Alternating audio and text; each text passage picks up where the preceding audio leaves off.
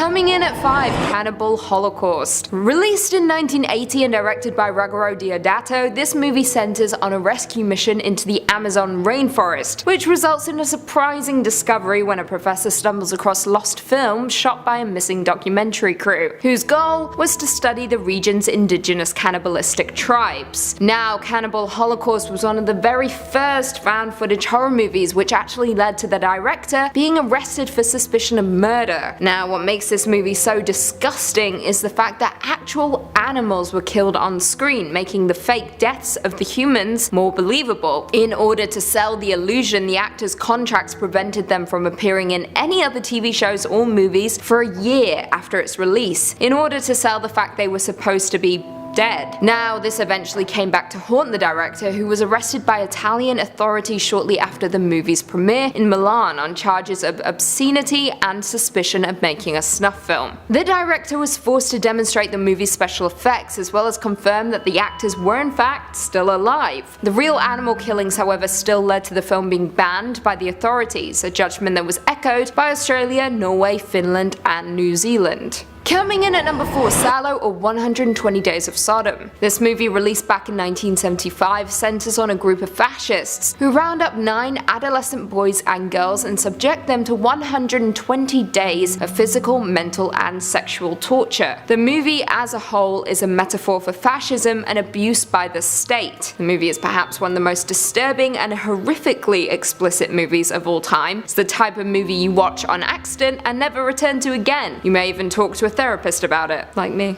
For decades after its release, it was banned in the United Kingdom and New Zealand, and was mostly banned in Australia up until 2010. Now, although it was never explicitly banned in the United States, it was involved in the arrest of the owners of a Cincinnati-based bookstore in 1994, after police bought the movie as part of a questionable sting operation. The case, however, was dismissed before a court could determine if the film violated obscenity laws. As of right now, the movie is available in a high-definition transfer from the Criterion Collection, but I implore you not to watch it. Honestly, it shook me to my core. Coming in at number 3, The Human Centipede 2 Full Sequence. The Human Centipede 2 is notorious for being one of the most disgusting films of all time, not to mention having one of the most foul-smelling concepts, as well as a decreasing level of artistry throughout the installment. However, number 2 takes the cake for being one of the most abhorrent and nihilistic movies I have ever watched in my entire life. It is beyond gross out, it is mentally and emotionally scarring. The film centers on a depraved man who goes on a killing spree in order to recreate the experiment portrayed in The Human Centipede. The movie itself was so extreme that the film was initially refused classification by the BBFC, saying, I quote, "No amount of cuts would make the movie acceptable enough to be exhibited or sold." They also raised the possibility that the film could be in violation of the nation's Obscene Publications Act, which the director Tom Six responded to, I quote,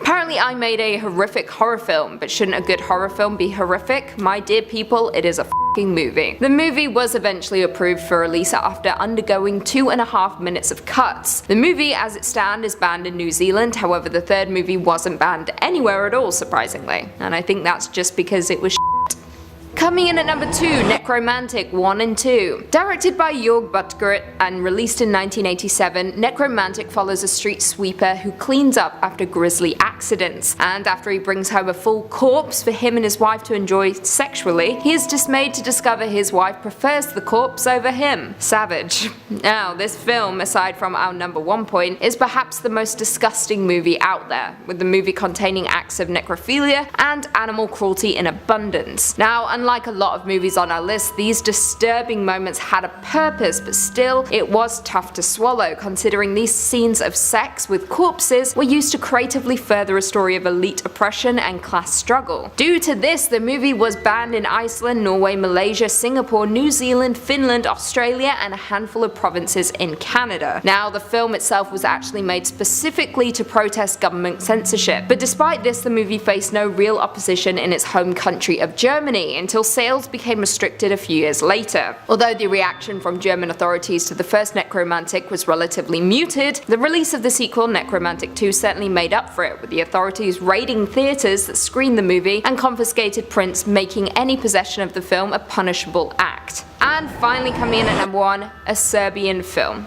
Released in 2010, a Serbian film follows an aging porn star who's struggling to provide for his family. So he agrees to make one last film. Unbeknownst to him, it contains themes of pedophilia, necrophilia, and may end with his death. A Serbian film has over time gained a reputation worldwide for being one of the most extreme and disturbing horror movies ever made. This film is absolutely revolting and should be witnessed by no one. Saying that, it is not surprising in the slightest that it has been banned in Germany, Norway, Brazil, Australia, New Zealand, Malaysia, Spain, and Singapore, with the countries that allowed for the movie's release requiring the movie to undergo censorship cuts, and a lot of them. Following a Serbian film's ban in Spain, the director of a film festival faced criminal charges for daring to show the movie, with the accusation being that the screening constituted exhibition of child pornography. The case was such an overreach in general that the film's director claimed, I quote, "Those prosecutors have no clue what child pornography actually means," and added that the sequences weren't made to be arousing in any way, but to depict the pure horror and brutality of innocence being ruthlessly defiled. Fair point, but still the film is too extreme for most people, including me. Coming in at 5, I Spit on Your Grave. Released in 1979 and directed by Miyazaki, I Spit on Your Grave is a and revenge horror film that tells the story of Jennifer Hills, a writer based in New York City who exacts revenge on each of her tormentors after 4 men gang her and leave her for dead. The movie is a violent slice of horror that was unsurprisingly met with fierce opposition upon its release. Critics such as Roger Ebert refer to it as, I quote, "a vile bag of garbage without a shred of artistic distinction, and attending it was one of the most depressing experiences of my life." He also went on to call it so sick, reprehensible, and contemptible, and he could barely believe it existed. However, it wasn't just movie critics who hated the movie, entire countries did as well. Canada initially banned the film, however they later allowed individual provinces to decide if it would be allowed within their borders during the 1990s. The UK would only allow the movie to be released in censored form, meaning severe cuts, whereas countries such as Norway, Iceland, and West Germany at the time banned it outright on the premise that it supported violence against women. However, stranger still, the movie was only banned in Australia 20 years after its release. The ban was rescinded in 2004, however, but not all countries were as lenient, with the film still remaining banned in Ireland to this day. Coming in at 4, Snuff. Released in 1976 and directed by Michael Finley, Snuff is a splatter film that is most notorious for being marketed as if it were an actual snuff film. The plot itself revolves around actress Terry London and her producer Max Marsh, who visit an unnamed country in South America. A female biker cult led by a man named Satan stalks and eventually the pregnant London and her circle of friends. The movie is very Manson family-esque before quickly switching gears and becoming a documentary of a young woman being killed by the film's crew. Now, this movie actually has an interesting backstory. Michael Finley went down to Argentina to shoot a quick and dirty movie that would ultimately cash in on the helter-skelter craze, titling it Slaughter. However, the movie was unreleasable, but the then distributor Alan Shackleton had the idea of filming a fake killing, tacking it on the end of the movie and creating rumors that this was the real deal, a real snuff film. So to double down on the urban legend, they renamed the movie Snuff, and then hired fake protesters to picket in front of theaters. It eventually got to the point that the New York's district attorney considered prosecuting a theater owner who was showing it. However, Variety were the first to expose the movie and its publicity stunts as hoaxes. This is the true story of 4 innocent young actresses who thought they were making just another movie, but didn't know they were making the ultimate movie. Coming in at number 3, Traces of Death. Released in 1993 and directed by Damon Fox, Traces of Death is a Z-Movie Mondo shockumentary that consists of various scenes of stock footage depicting death and real scenes of violence. Unlike the movie Faces of Death, which included fake deaths and reenactments, Traces is for the most part real and consists of public domain footage depicting death and injury. As you would expect, the movie was met with rejection all across the globe, and in 2005 the BBFC refused to give the first film an age certificate, effectively banning it. They deemed the movie to have no journalistic, educational, or other justifying content for the images shown, while also suggesting that the film could potentially breach the UK laws under the Obscene Publications Act. The entire series has been subject to confiscation by customs authorities in Australia Australia, and according to the country's regulations, I quote, "They offend against the standards of morality, decency and propriety generally accepted by reasonable adults to the extent that they should not be imported." Honestly, this film is absolutely disgusting and should never be watched. Coming in at 2, Henry, Portrait of a Serial Killer. Released in 1986 and directed by John McNaughton, Henry, Portrait of a Serial Killer is a psychological horror about the random crime spree of a serial killer who seemingly operates with impunity. The film was, as expected, quite controversial. In the UK, the film has had a long and complex relationship with our friends the BBFC, with them refusing certification for many years. Now, the film's production company didn't even want to give the movie a theatrical release, which is a surprise, leaving the director to personally send out screener copies to critics in hopes of drumming up buzz. However, no one was willing, simply because the MPAA gave the movie an X rating, which at the time was mostly reserved for films. The film has heavy violence, which actually aided in the creation of the NC-17 rating, a distinction for movies with extreme content that don't quite cross the line into. But you may be asking, what happened to the film in Australia and New Zealand? Well, the film was originally outright banned by the film censor in 1992. A censored version was subsequently released on home video with cuts to the family massacre sequence, and was released on DVD in 2005. And finally, coming in at number 1, The Last House on the Left. Released in 1972 and directed by the legendary Wes Craven, The Last House on the Left is an exploitation horror film that revolves around 2 teenage girls who were taken into the woods and tortured by a gang of murderous thugs. Now, this movie was actually Craven's directorial debut and was loosely inspired by Ingmar Bergman's The Virgin Spring, and in turn received vicious censoring, resulting in it being banned in certain countries for decades. The film was explicit, particularly the torture scene, and therefore the United Kingdom refused a certificate for cinema release by the BBFC in 1974 due to the scenes of sadism and violence. The film was ultimately banned throughout the remainder of the 1980s and into the 1990s. However, after a series of major cuts, the movie is now available for viewing. That itself didn't happen until 2008. To top it off, no one even bothered to attempt to distribute it in Australia due to the monumental problems it would have caused. It actually wasn't even released down under until 2004. How crazy is that? The New York Times critics, Howard Thompson, even admitted to walking out after just 50 minutes of this sickening tripe. Fun fact for you all, when it was no longer banned, my parents bought it for me. Merry Christmas.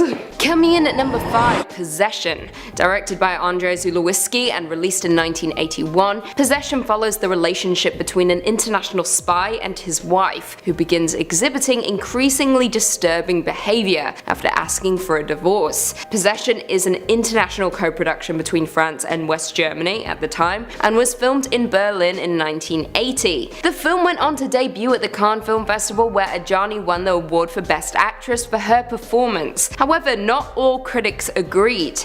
Reviewing the movie after its screening at the San Francisco International Film Festival, Wayman Wong panned the movie as a sick and violent piece of trash. Savage. After an initial limited theatre release in the United Kingdom, the film was banned as one of the notorious video nasties, although it was later released uncut on VHS and DVD in 2000, 20 years after the film's initial release. Absolutely insane. In the years following its release, Possession has acquired a cult following, with folks deeming it, I quote, one of the most enigmatic and uncompromising horror movies in the history of cinema. I don't agree, but to each their own. Coming in at number 4, The Evil Dead. Directed by Sam Raimi and released in 1981, The Evil Dead tells the story of 5 friends who travel to a remote cabin in the woods, where they play a tape with incantations. This in turn releases the demons, which possess them in succession until one is left fighting for survival. Like all of the movies on our list, the release was met with controversy due to Raimi making the movie as gruesome as possible, with neither interest in nor fear of censorship, which led to the movie receiving an X rating and being named a video nasty. Films with this label were typically violent and disturbing, and the rating was often held by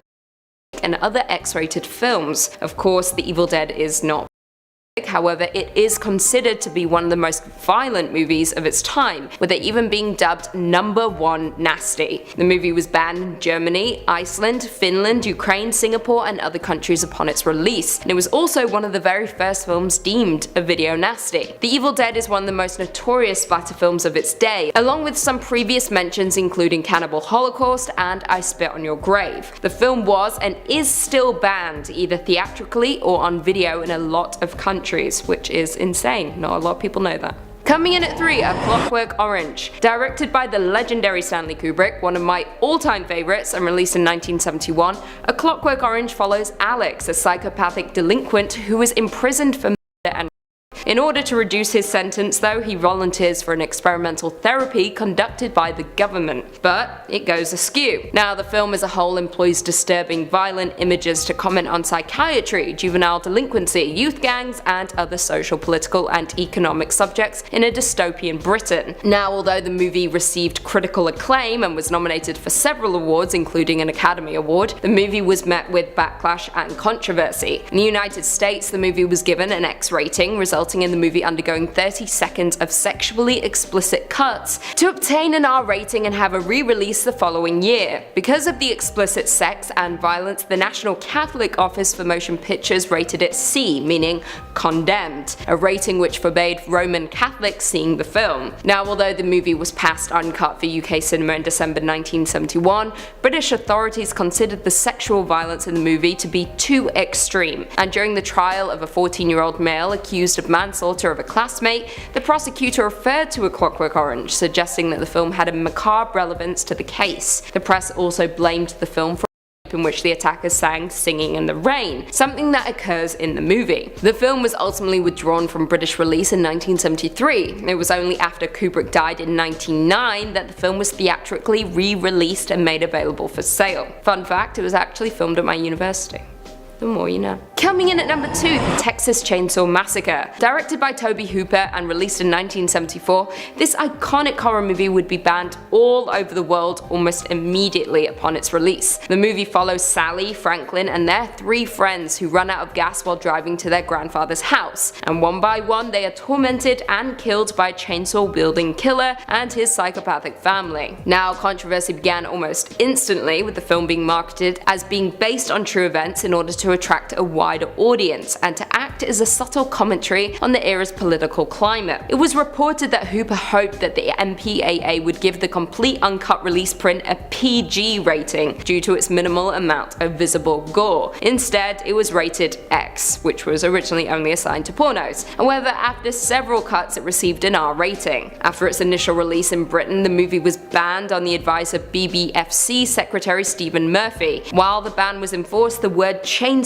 itself was also barred from movie titles, forcing imitators to rename their films. In San Francisco, cinema goers walked out of theaters in disgust, and in February 1976, 2 theaters in Ottawa, Canada were advised by local police to withdraw the film lest they face morality charges. By the end of its cinema run, the movie was effectively banned in the UK, Brazil, Australia, West Germany, Chile, Iceland, Ireland, Norway, Singapore, and Sweden. However, that aside, as one of the first slasher films, it is credited with giving birth to a number of horror tropes, and is by far one of the most influential horror movies of all time. And finally, coming in at number 1, The Exorcist. Directed by William Friedkin and released in 1973, The Exorcist of course tells the tale of a young girl named Reagan who inadvertently summons the demon Pazuzu, who possesses the young girl and tortures her until an exorcism can be performed. The film was one of that year's highest grossing movies, surprisingly, considering the controversy surrounding it. Audience members walked out, some fainted, vomited, and others cried and screamed when the film was unleashed upon the world. To quote Newsweek on February 2nd, 1974, "On December 26th, a movie called The Exorcist opened in theaters across the country, and since then, all hell has broken loose." The movie grossed $1.9 million in its first week, setting house records in each theater. Now, what initially caused some controversy was the angiography scene in which a needle is inserted into Reagan's neck and blood spurts out, a procedure Friedkin states was actually performed on camera. camera, with many critics calling it a needless scene, and genuinely disturbing. The movie was released in London on March 14, 1974, and was instantly met with protest around the UK by the nationwide Festival of Light, a Christian public action group concerned with the influence of media on society, in particular the young. The protests involved members of the local clergy and citizens handing out leaflets to those queuing to see the film, offering spiritual support for those who asked for it. Now, the film was available on home video in the early 80s, however, due to the film's notoriety, young viewers began to seek it out, of course, resulting in all copies being withdrawn from the UK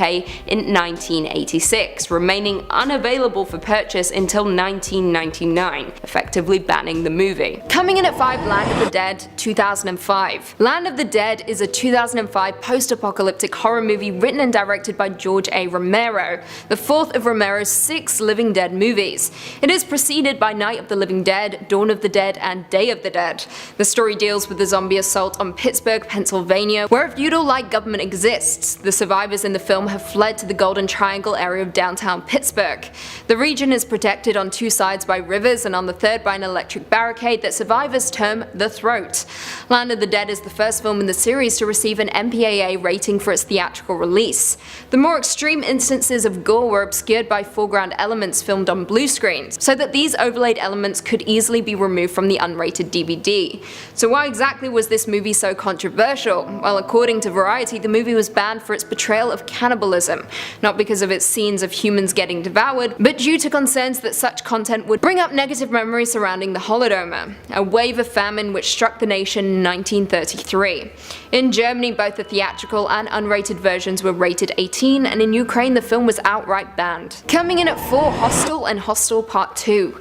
Hostel is a 2005 slasher film written and directed by Eli Roth. It is also the first installment of the Hostel trilogy, followed by Hostel Part 2 and Hostel Part 3. The plot essentially follows a mysterious organization that tortures and kills kidnapped tourists, specifically 3 friends who are traveling across Europe. Now, as you would expect, a lot of Europeans had issue with the first Hostel movie for making the continent seem like a depraved, torturous place where Americans go to die. However, saying that, it was only in Ukraine that the movie pissed enough people off for it to be banned outright. Both Hostel and its sequel were outlawed in the country for its excessive torture, as well as for depicting Ukraine as a place where tourists disappear for money. Let's discuss Hostel Part 2 though. Released in 2007 and directed once again by Eli Roth, the plot follows 3 American female art students in Rome, who are directed to a Slavic village where they are kidnapped and taken to a facility in which rich clients pay to torture and kill people. The film has been restricted to adults in most countries, however it has been cut in Germany, and the German extended version has subsequently been banned in Germany. A court in Munich ruled the release of the film to be punishable by law. The film was then banned outright in New Zealand upon a submission to the ratings board, after the distributor refused to make cuts in order to receive an R rating. On October 8, 2007, the film was cited in the House of Commons of the United Kingdom as an example where stills from the film could be illegal to possess under the proposed law to criminalize possession of extreme pornography. Coming in at 3, The Devils, 1971. The Devils is a 1971 British historical drama horror movie directed by Ken Russell and starring Oliver Reed and Vanessa Redgrave. The film is a dramatized historical account of the rise and fall of Urbain Grandier, a 17th century Roman Catholic priest executed for witchcraft following the supposed possessions in Loudun, France. It also focuses on Sister Jeannie de Anges, a sexually repressed nun who inadvertently incites the accusations. The Devils was partly adapted from the 1952 non-fiction book The Devils of Loudun by Aldous Huxley, and partly on the 1960 play The Devils by John Whiting, also based on Huxley's book. The film faced harsh criticism upon its release from the national film rating systems due to its disturbingly violent, sexual and religious content, and originally received an X rating in both the United Kingdom and the United States. It was also banned in several countries and in turn heavily edited for release in others. The explicit sexual and violent content paired with its commentary on religious institutions resulted in the film suffering significant censorship. Commenting on the movie's nature, Reed stated, "We never set out to make a pretty Christian film. Charlton Heston made enough of those. The film is about twisted people." The movie has actually never received a release in its original uncut form, saying that critics dismissed the film for its explicit content, though it did go on to win the awards for Best Director at the Venice Film Festival, as well as from the US National Board of Review. The Devils received critical backlash upon its release due to its outrageous, overheated nature, and went on to be publicly condemned by the Vatican. Coming in at 2, Ilsa She-Wolf of the SS. Ilsa She-Wolf of the SS is a 1975 Canadian Nazi-ploitation sexploitation film directed by Don Edmonds and written by Jonah Royston. The plot centers on Ilsa, a commandant of a Nazi prison camp who conducts sadistic scientific experiments designed to demonstrate that women are more capable of enduring pain than men are, and therefore should be allowed to fight in the German armed forces. Ilsa She-Wolf of the SS has received primarily negative reviews, as you would expect, and holds a 36% approval rating on Rotten Tomatoes. The Independent Film Journal described it as, "Only the most dangerously sadistic mentalities will manage to sit voluntarily through more than 10 minutes of Ilsa She-Wolf of the SS, a graphic, stomach-churning catalogue of Nazi medical atrocities that makes Texas Chainsaw Massacre look like a Sunday picnic. Theaters catering to the lowest possible grade of audience could make a bundle of dirty money." Others would be wise to forget it. However, more interesting still, the film's director Don Edmonds described the movie screenplay as the worst piece of I have ever read. Interesting. It is certainly not hard to see why this movie was banned, with the commander literally torturing prisoners in an effort to prove their threshold for pain, in turn being rejected in multiple countries even to this day. If I were you, I'd steer clear of Ilsa She-Wolf of the SS. And finally coming in at number 1, Freaks 1932. Freaks is a 1932 pre-code horror movie produced and directed by Todd Browning. For those who don't know, pre-code refers to the period of time in Hollywood where film was transitioning into talkies, and it was no holds barred. Films could get away with so much without there being any repercussions. That was until the Code Authority came along and changed everything. However, I digress, we'll return to that later. The movie itself follows a trapeze artist who joins a group of carnival sideshow performers with a plan to seduce and murder a dwarf in the group to gain his inheritance, but her plot proved to have dangerous consequences. The film is based on elements from the short story Spurs by Todd Robbins. The movie was given a test screening with audience members reacting negatively to the movie's grotesque content. In response to this, the movie was significantly cut and additional footage was incorporated. However, despite the cuts made to the movie, Freaks still garnered notice due to the fact that its eponymous characters were portrayed by people who worked as sideshow performers and had real disabilities. Due to this, the film was banned in the United Kingdom for over 30 years and was labelled as brutal and grotesque in Canada. Although it received critical backlash, Freaks was subject to reappraisal in the 60s and has since been shown frequently throughout the United States as a midnight movie. As of right now, Freaks holds an approval rating of 94% on Rotten Tomatoes, with the general consensus reading, "Time has been kind to this horror legend. Freaks managed to frighten, shock, and even touch viewers in ways that contemporary viewers missed, and still holds true. Freaks, in my opinion, is one of the most important pieces of horror cinema and still remains one of the most disturbing films I've had the pleasure of watching." Also wrote my entire university dissertation on it, so.